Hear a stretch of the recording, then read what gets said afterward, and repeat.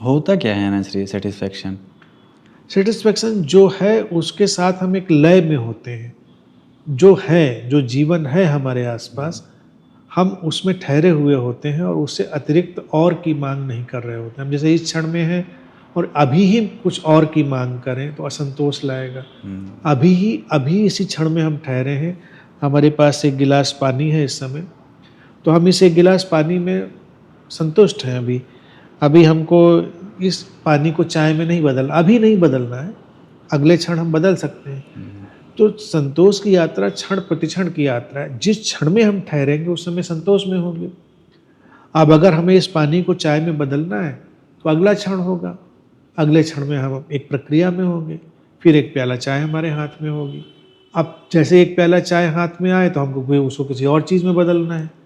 तो असंतोष और की तरफ भागती हुई एक प्रवृत्ति है और संतोष क्षण में ठहरी हुई प्रवृत्ति, वो क्षण से क्षण में निकलती है, मोमेंट टू मोमेंट लिविंग है। काम सब होगा, भरपूर होगा, बेहतर से बेहतर होगा, लेकिन इस क्षण बस यही है, इस क्षण यही है। इस क्षण हम लोग इस कुर्सी पर बैठे हैं, इसीलिए हम इस पूरे स्वीकार में हैं, तो संतोष है। अब इसी क्षण हम चाहें कि ये कुर्सी किसी और कुर्सी में तब्दील हो जाए, असंतोष आ जाएगा। हम लोग क्या बैठे हैं इस पे?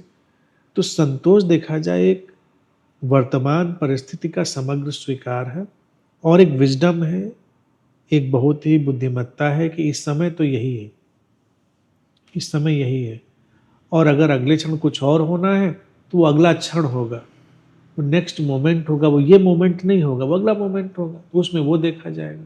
हम मान लीजिए जिस कमरे में कैद हैं, संतोष क्या होगा? संतोष होगा कैद को स्वीकार कर लिया, फिर चारों तरफ निगाह डाली, देखा कहाँ खिड़की है, दरवाजा है, दीवार कहाँ से तोड़ सकते हैं।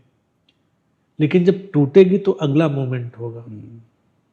अभी के मोमेंट पे संतोष ये कोई बात नहीं, ठीक है तो है यहाँ पर, कोई फर्क नहीं पड़ता। लेकिन अगले मोमेंट पर हम दीवार भी तोड़ सकते हैं, लेकिन वो अगला मोमेंट होगा। अगर इसी मोमेंट पे हम बेचैन हो जाए, अब क्या करें, अब तो हम फंस गए, बंद हो गए, तो हम फिर बंद हो गए, अंदर से भी बंद हो गए, बाहर से भी, हम देख ही नहीं पा रहे रास्ता कहाँ है। तो संतोष हमेशा रास्ते दिखाता है, क्योंकि वो संतोष हमारे अंदर एक ठहराव लाता है।